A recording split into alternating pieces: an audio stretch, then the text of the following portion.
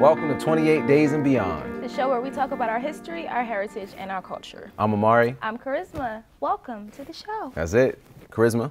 Amari. How you doing? I'm good. How are you? Lovely necklace. Thank you. Yeah. We actually coordinated today. Yeah, that wasn't on purpose. That was not on purpose. I feel like you're always trying to aspire to be my level of cool, but your level of cool, if by cool you mean, purple for the purple one, then yes. I'm aspiring to be your level of cool. You already know what it is. All hey, right. let it. Oh, yeah, anyway, you're right. Don't worry about it. Can I hop in and ask you a question? Absolutely. Do you have a therapist? I don't. Do you believe in therapy as a means of attaining and maintaining mental health? I absolutely do. Really? I think it's essential to have someone that you can talk to about a variety of things. I think it's great to have a support system, and if you don't have people that you can talk to or a person that you can talk to that will give you good advice that you don't feel like is biased, I would highly recommend going to a therapist. Okay, wait. Somebody to talk to, good advice, not just any advice. That's not biased. That's not biased. Cause girl, what you need to do is, you don't necessarily. We don't need that necessarily. It might good, depends. Yeah. But this is obviously something that for Black people in particular, right? We go through a lot. We do. And it weighs on us, and it manifests itself in, ways that we wouldn't even necessarily expect, or at least we wouldn't be looking out for it to express itself in those ways. It could be anger, it could be physical ailments, so on and so forth. It's a lot of generational trauma. Generational trauma, exactly. So, your grandfather, your grandmother went through something that you are sort of manifesting now.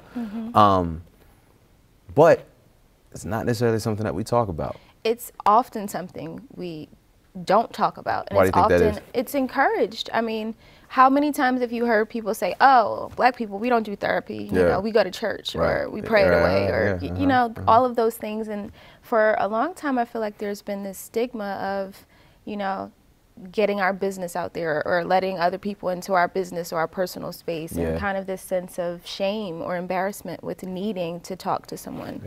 I think people are starting to finally understand the importance of having someone to talk to and how valuable it is to be able to just open up and let your guard down and just express yourself without any fear of judgment from another human being. Why now?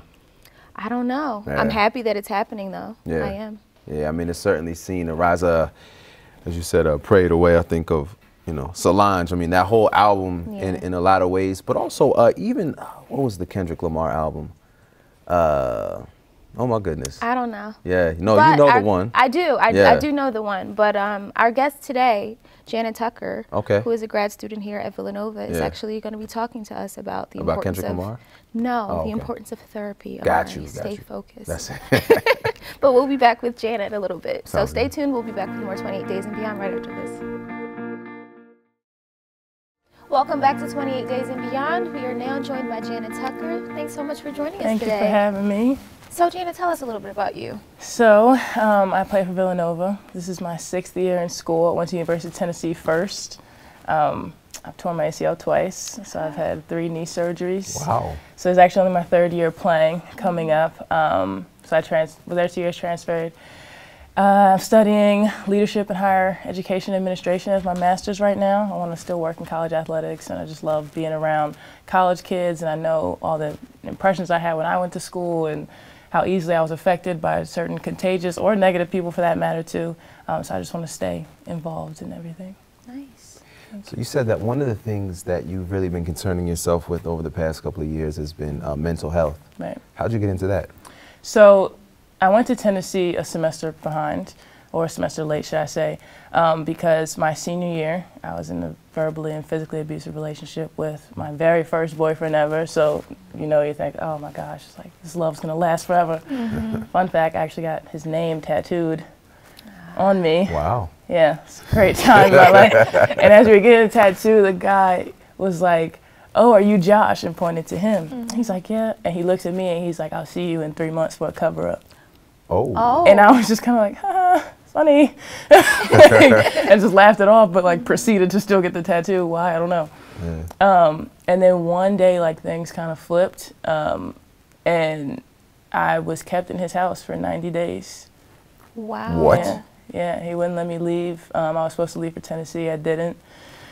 My parents were obviously calling me, coaches calling me, took my phone, so I wasn't talking to anybody. They had no idea what happened. Like they didn't know where you were? No, no idea. Did they know you were all right? Like, well, no, yeah. Right. So eventually it got to a point where he would like text them as me. Got you. And so they just thought I just like ran away. Like, and you're like what, 17, 18 at this time? Yeah, 18. Wow. And they had called the police, and the police were like, she's 18. She got to come out on her own. Like, I can't make the girl come back. So that lasted for those 90 days, and it was a lot of psychological trauma that I experienced. Because a lot of people don't realize about domestic violence is mostly a mind game. You know what I mean? It's just like, oh, why don't you leave? It's like, it's not that easy. And I couldn't imagine, I had no kids, I wasn't married to him, so I couldn't imagine adding on other extremities and being able to have that courage to leave. And, you know, somebody that you love or think you love, loves you. And you just start to believe that they're the good person and that you're the problem. So what finally pulled you out of it? So I got out one day and just like ran pretty much. And the time before that I tried to, and I ran out and I see this lady and like my nose is bleeding, like my hair looks crazy, everything. And I was like, please help me, help me, help me. And she was like, I don't want to get involved, and went in her house. So that was the first time I tried to leave. And at that point I was just like, why am I even trying to? And the second time I tried to leave, I just left. And I went home, because it was crazy, because it was only like a 10-minute drive where I was from my house to his house. So I went home and I like told my mom about everything. I didn't really have too many like apparent bruises, but of course my mom believed me. And then he would constantly text me and be super nice and like a stupid 18-year-old who, yeah, so I went back. He was like, can we just talk, whatever. Go back, and then he beat me the whole ride from like from where my mom lived, which is 30 minutes from him, to his house. And my mom knew immediately, like, something's not right. She would never go back. So she called the police. They again said, she's 18, we can't help her. I had like found my phone. I texted her pictures of my face just because it was bad. And again, the police wouldn't come. The next day, police came to the house, and they obviously saw that I was affected. And I saw his mom that night, like the night before, and I was like, please help me. And she was like, it's either you or me. And she didn't help me either. Yeah, it was, like, I can't even describe the pit in my stomach that I felt in that moment. And so the next day, police came, they saw me, they arrested him just off the strength of, we can see that she's injured. And I went straight to a therapist that I'd already kind of been seeing. And so that's kind of how I got into therapy. And it took me a long time. Like, I wear my emotions on my sleeve, but at the same time, I'm very put together. So it's like, I became detached to the situation so much that even in my therapy sessions, like, I wouldn't cry for the longest. It was like I was talking to my therapist as if like I was talking about somebody else. Like, oh, this happened to Jannah. Like, this didn't happen to me, type of thing. And it was something that I struggled with, and I thought I was too strong to go to therapy, and then it all bottled up to a point where I was in college giving a speech on one of the toughest things I had to go through. It was like a regular public speaking class, like 90 seconds speech, and I broke down. And I was like, wow, I need to see someone, and it's okay to not be okay, and it's okay to talk to someone and let them help you. And so I went through all that, and then this year, I had an experience pretty recently where it just kind of triggered all those things for me again. I'd heard an instance happening near me, and I thought to myself, like, what if I had to see someone again?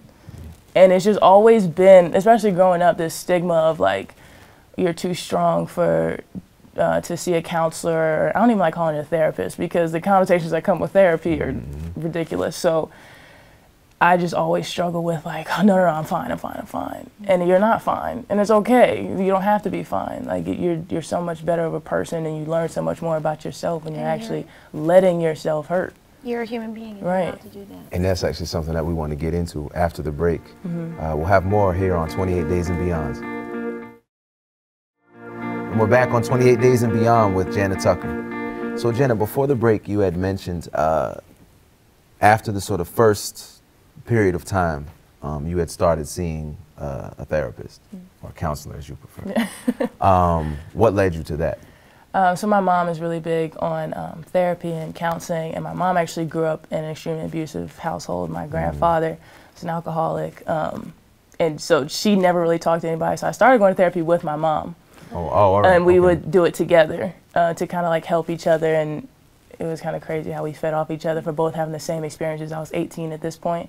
My mom was in her 40s, so it's just kind of like, wow, me and my daughter share the same traumas, which is heartbreaking as a mother to obviously have to go through. But she's always been big on like expressing it. She's always told me, even when I was younger, like if you're mad at someone, like write it in a letter and don't give it to them, but just like write it and get it out. Because I'm one to bottle up things so much that one day they'll just spill over and I look crazy.